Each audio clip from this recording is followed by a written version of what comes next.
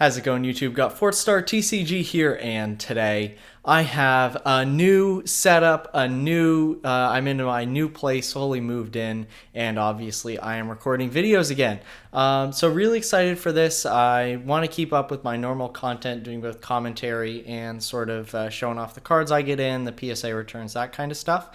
But hopefully we're upping the production quality a little bit. Yeah, so really excited for this, but enough about me. Let's get into the topic of today's video. I've seen a lot of people recently talking about pack fresh modern Pokemon card quality. And usually they talk about this in one of two ways. One is that they believe that every single card that comes out of a pack should be a PSA 10, and if it's not a PSA 10 or CGC 9.5, then like PSA is ridiculously harsh or CGC is ridiculously harsh.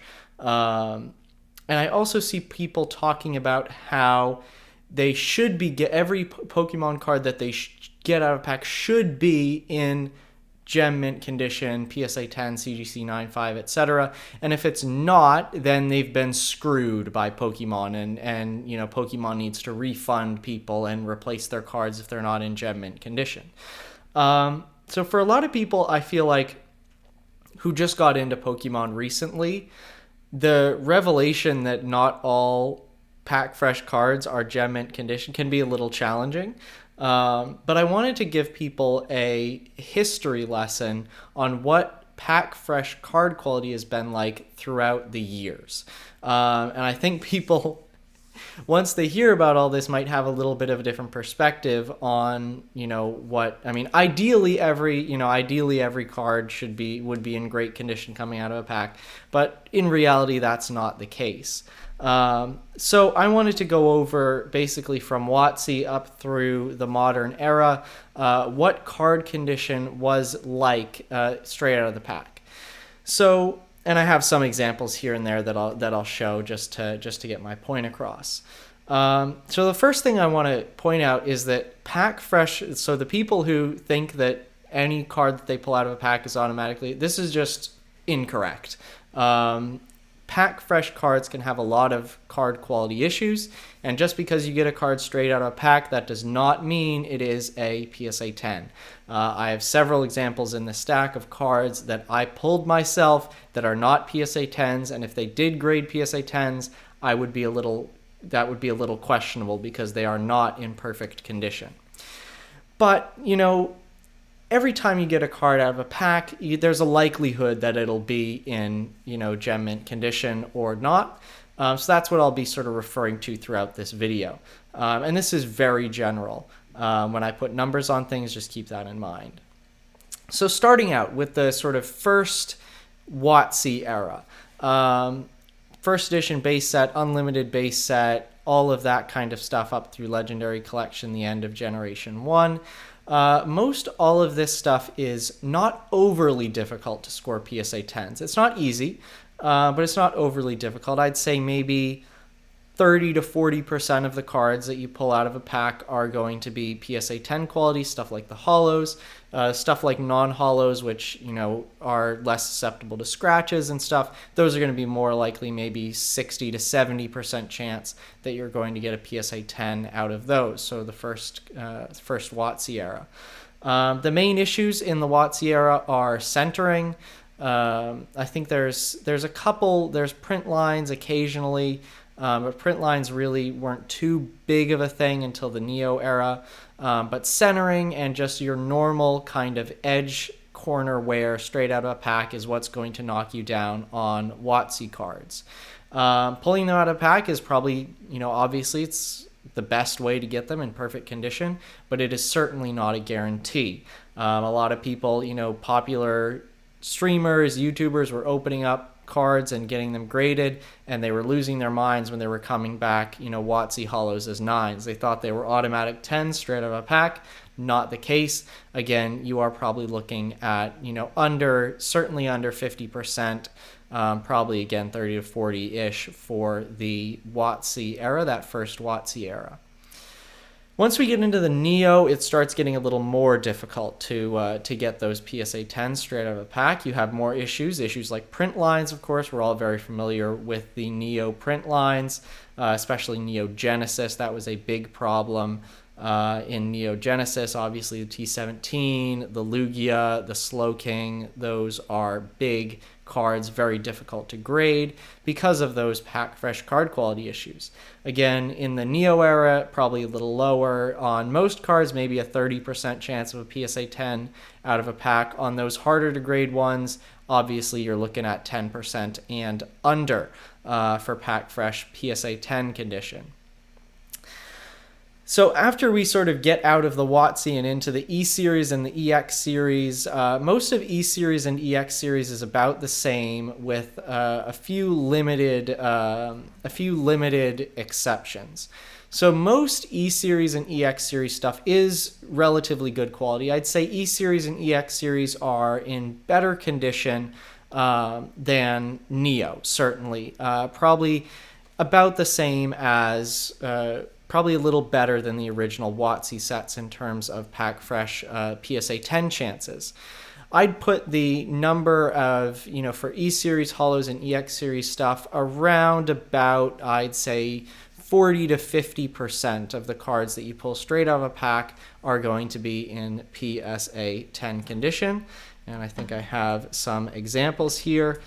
This Kyogre EX, I pulled this card myself actually, and it graded a PSA 10, which is fantastic. However, it is certainly not a guarantee. As I said, there's a percentage chance there. So even, here's another card I pulled myself, Milotic Reverse Foil from Hidden Legends. This graded a 9. So the main card quality issues in the E series and the EX series, again, it is centering sort of less so than I would say like first edition base set, but centering can certainly be an issue. But mainly it is that just pack fresh edge and corner wear that is the main problem with the E series and the EX series. Once you get up, there are some sort of set specific things. EX Deoxys has a lot of warping issues, so if you're pulling cards out of a pack now, there might be some warping issues there that could impact the grade if you don't flatten the card before sending it off. The Delta era, the Delta species era, has a lot of print lines. So print lines on even, the Charizard Gold Stars, the Delta species EXs, those will impact the grade and those will knock it down. So that those sets, it's probably less likely. I'd maybe say 30%, 25 to 30% cards in the Delta era, you get those are pack fresh PSA 10 quality.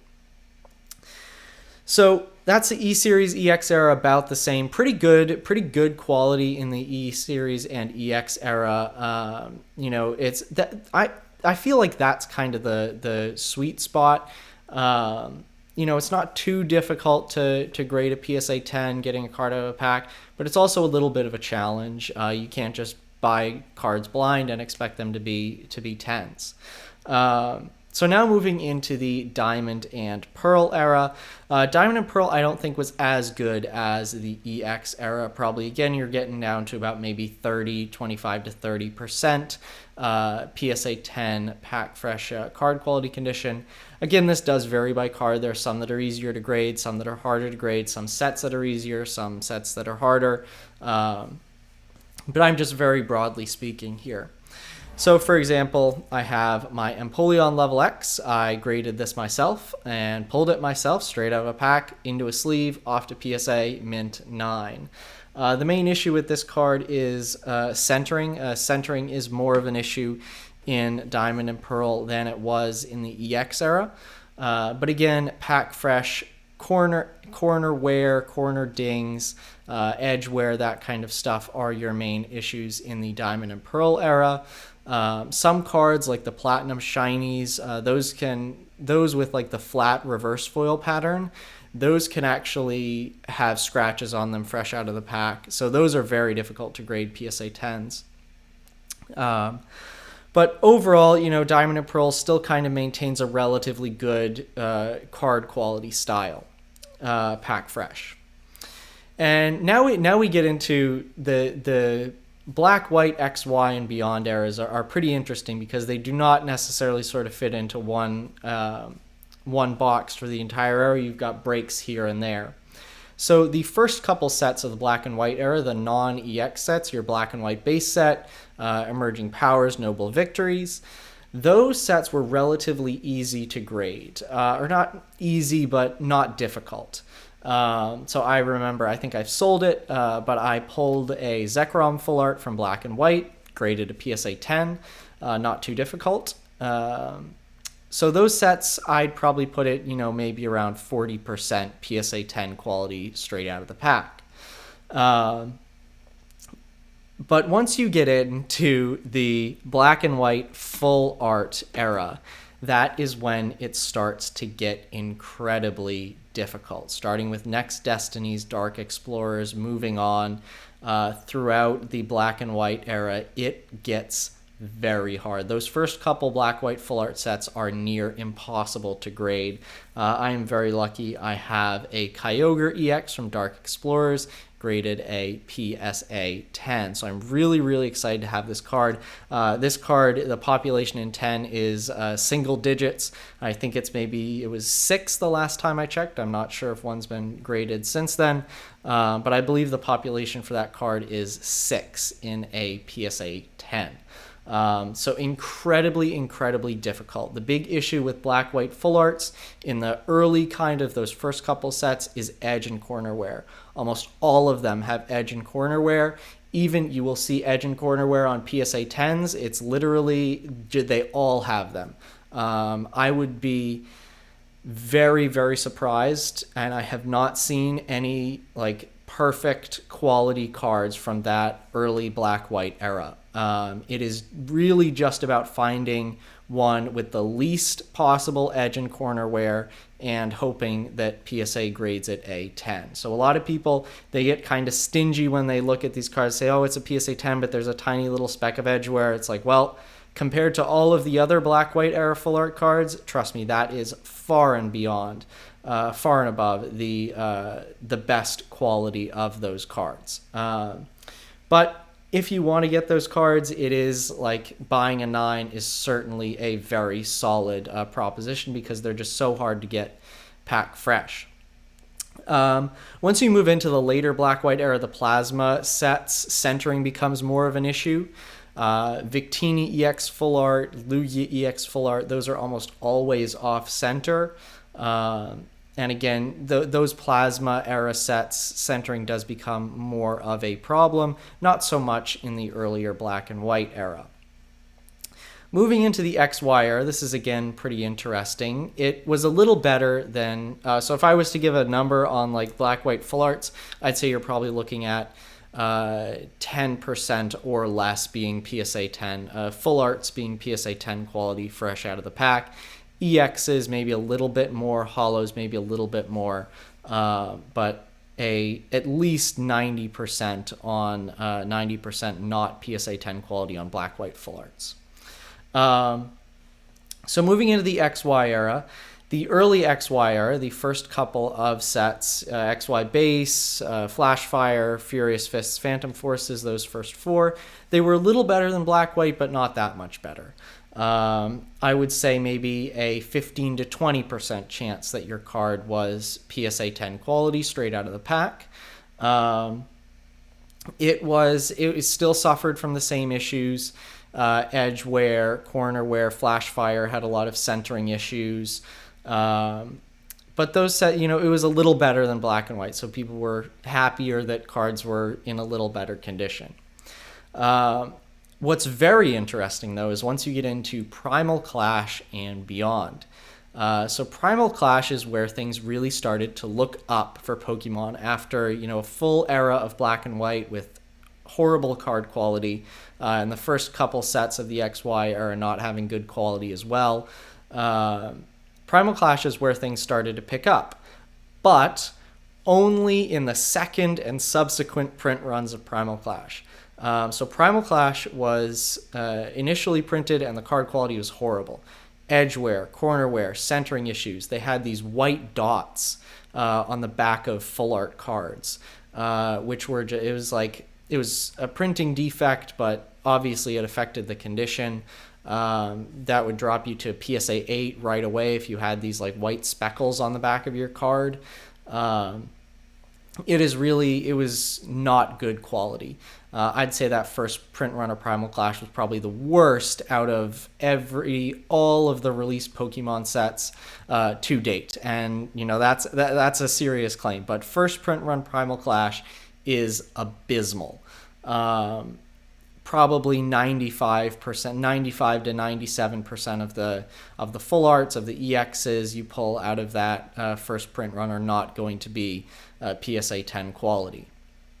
However, Primal Clash and the sets that come after it, Ancient Origins, Breakthrough, Breakpoint, those are the start of like the XY reprint era, Roaring Skies as well, where they really started like crushing it on reprints because that was when demand started to pick up around 2015, 2016 for Pokemon. So that reprint set of Primal Clash has great card quality. Much better than the originals. I have my PSA 10 Primal Groudon full art here. So this is from the second print run.